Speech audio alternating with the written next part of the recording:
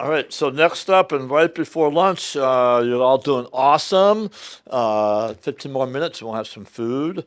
We have Barbara Lydon and Ellen Ray back, and Charla Hughes talking about stewardship, the foundation's activities in the summer and ways you can volunteer.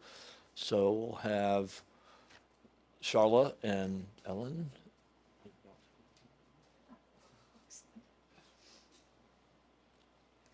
Thank you, Paul.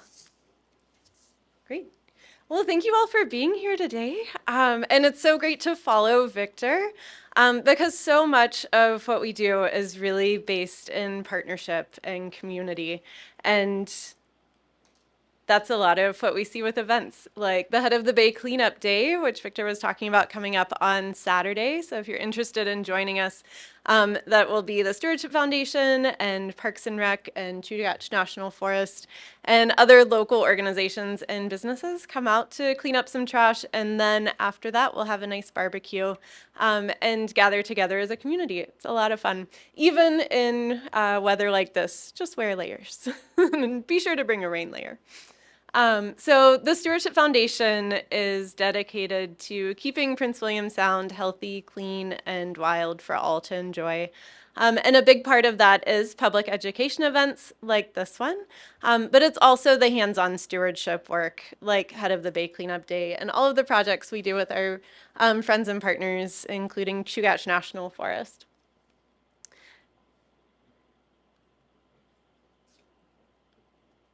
I've been waving for the clicker all day, and now I'm the one struggling. So a big part of our stewardship work is marine debris cleanup. And we have several different pieces that make this marine debris cleanup work in the area. One of those is our multi-day projects with Chugach National Forest and other partners getting out in the Sound for a couple days to clean up debris. We track that debris with Marine Debris Tracker and contribute to an international data set. The plastics that are usable go to a plastics recycler. And then we're able to get usually between 2,000 and 3,000 pounds of debris off of the beaches with those multi-day trips. We'll have some single-day trips this summer as well, in addition to our Head of the Bay Cleanup Day. And we don't just do cleanups in the summer. This is another one of those moments of community and partnerships making it happen.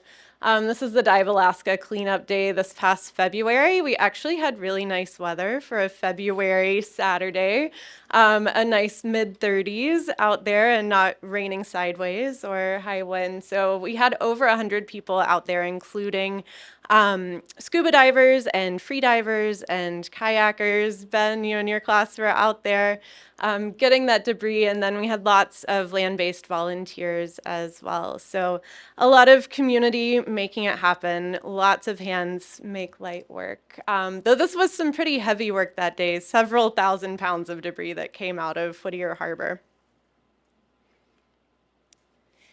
And another part of our marine debris work is the grassroots effort of the Leave It Better campaign. So with that, it's also Whittier Cleanup Week. You can pick up yellow Alpar bags. Alaskans for Litter Prevention and Recycling provide those to us and to other organizations around the state. If you're part of an organization that would be interested in doing cleanup work, get in touch with them.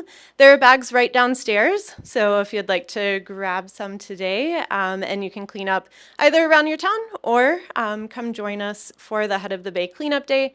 And if you are collecting marine debris, would encourage you to grab one of the postcards that Catherine Youngblood, if you heard her presentation yesterday about Marine Debris Tracker app, she's developed these materials. You can get some information outside and then sort your debris and contribute to an international data set and be part of our work as well on your own time. So we'd love to see you in one of our organized events, but you can do it anytime. And with that, I'll hand it over to our partners with Chugach National Forest to talk about some of our other partnership projects. Thank you, Charla. The Forest Service and Stewardship Foundation have been maintaining the trail to Shrode Lake Cabin for several years now. This project has been hugely effective in restoring the trail to the cabin, especially from the Long Bay side. And this mile-long section of trail really has it all. It's a really beautiful trail that passes through forests and open meadows, and the cabin itself is one of my favorite places in the Sound, even though it is always raining sideways there. This is nothing. It rains hard at Trode. This is a really popular area, so it's great that the public use cabin is easily accessible now from both the Long Bay and Three Finger Cove side, and that folks don't have to bushwhack there. Am I missing something? Oh, there we go. We've also partnered with the foundation to hand pull invasive dandelions at Hobo Bay, which is another popular area for visitors.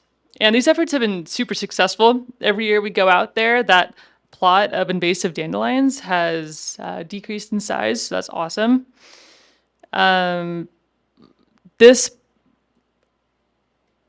Let's see. Oh yeah, it's a great reminder to check your gear before going out into Prince William Sound. It's likely that those invasive dandelions caught a ride on folks' gear, as they were camping out there. And the Forest Service and Foundation have also been working on a multi-year project in Blackstone Bay. We focused on improving the 17-mile camp area, which is another popular area for folks to camp and for outfitters and guides to bring groups. Before we began this project, this area was notoriously mucky and pretty crowded. So over the last few years, we've put in gravel tent pads, an outhouse, and a trail that connects the outhouse to the shore. And this area can now accommodate a lot more users, and we've already seen an improvement in the area's resources from these projects.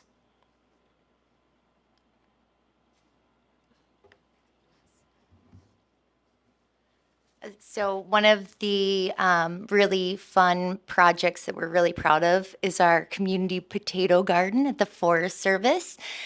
And I think we've been doing this now for 5 years or so, at least 5 years. And so every spring we invite the community to come out and help us plant seed potatoes that have been generously donated or purchased by the Stewardship Foundation and Bob and Sherry Dugan. And so we just appreciate that support. And it's just such a heartwarming thing to see the just a small gaggle of Girdwood kids come out on their bikes and plant these seed potatoes, and to talk with them about the importance of this incredible root vegetable that has been such an important part of our Prince William Sound's history, such an important food staple, and to teach them about food security. But what's even more fun is in the fall when we come out and harvest the potatoes. And so that's always just a highlight of our fall, and of course, a barbecue celebration to boot.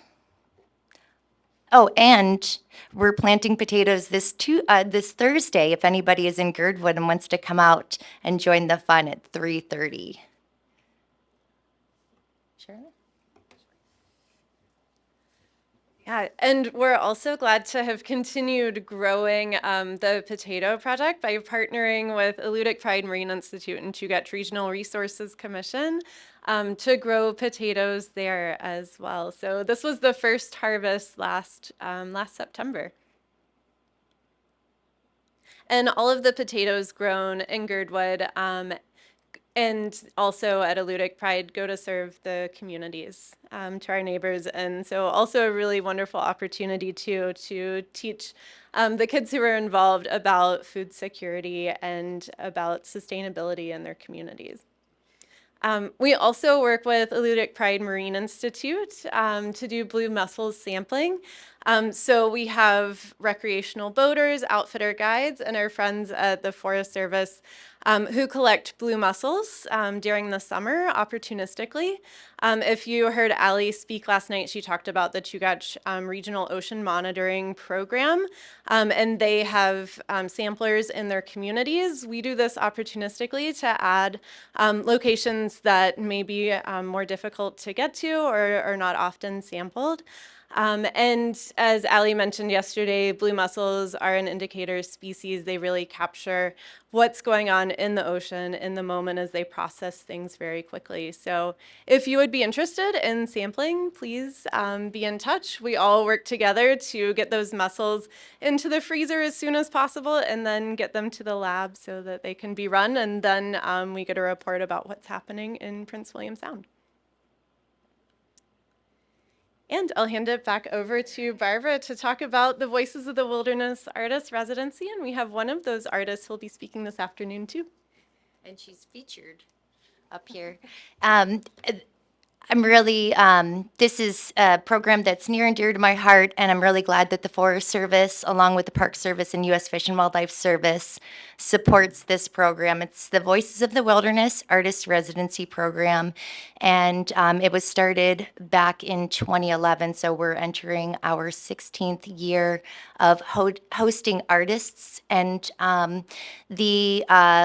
the idea is to host artists in a wilderness capacity and engage them in stewardship projects. So this is Jessie Sheldon, who is with us today. She's going to be presenting later, but she was our fabulous artist in residence 2 years ago. And I'm really pleased to share that over 16 years, we've hosted over 130 artists across Alaska. And these artists are, just like we heard from Maya and the RCAC presentation, these artists are doing such great work, coming out, boots on the ground, helping with these stewardship projects, and then creating artwork that conveys a meaning that really shares what it means to care for our public lands. So the artists donate a work of art, and then they provide a community extension. So we really are able to cast a wide net of what it means to be a steward of our public lands. So excited to hear what Jessie has to share later. And just to add on to that, if you haven't already, come check out the display of donated art at the Big Itch Boggs Visitor Center in Portage Valley. And they open up at the end of this month. Yeah. Thank you both. And would encourage you also to stay in touch with us as well. That's our website where you likely registered for the symposium. There's a lot of other information there for you to explore, including about volunteer opportunities, and also to see some of the results of those volunteer opportunities, some reports and some data there as well. If you're on Instagram, please follow us, and Facebook as well, and stay in touch. Thank you.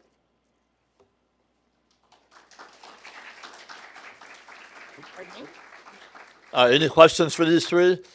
Yeah, the foundation, I get comments from funders and supporters that it's like one of these organizations that is out there doing stuff. I mean, we're not, it's really an impressive group of people and volunteers that, in partnerships with the Forest Service, the beaches are cleaner. We're doing, the trails and the campsites are safer and cleaner. More usable. I remember, 17 Mile Beach was just a mucky mess. And now it's such a nicer place to go to. And so I think the list goes on and on and on, that what the foundation does. So it's really worth checking out and getting involved if you're so inclined.